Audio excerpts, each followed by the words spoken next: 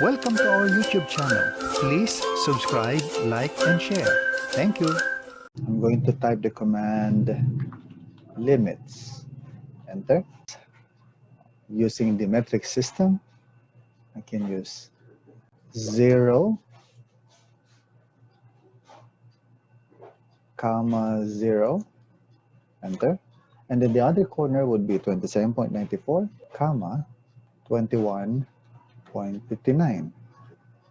11 inches by 8.5 inches, or 27.94 centimeters, 21.59 centimeters. We can create now a grid, meaning for every unit that is considered 1 centimeter. So grid, enter, and then I just type 1, enter, and then after that, I'm going to show you now the exact limits.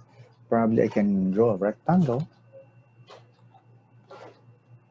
I'm going to issue 0, comma 0 again as my other, or the first corner point, and then 27.94, comma 21.29 would be the other corner.